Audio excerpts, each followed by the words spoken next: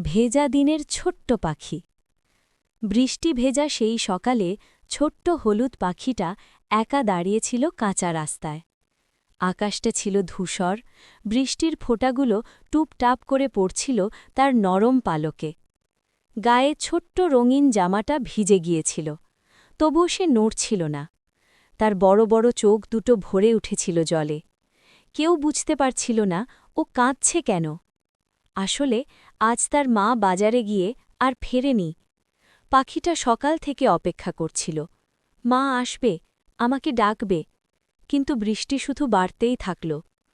হঠাৎ পথের ধারে একটা পুরনো গাছের নিচে সে একটা উষ্ণ আলো দেখল।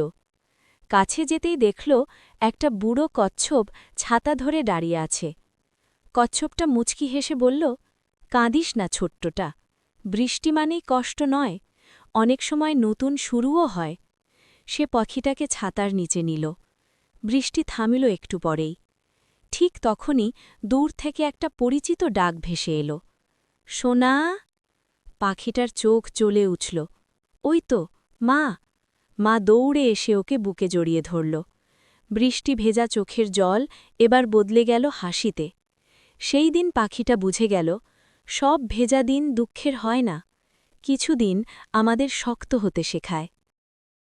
আমাদের গল্প যদি ভালো লাগে তাহলে প্লিজ লাইক দাও, না হলে আমরা খুব কষ্ট পাব। একটু সাবস্ক্রাইব করো না, আমাদের পাশে থেকো। প্লিজ লাইক আর সাবস্ক্রাইব করো।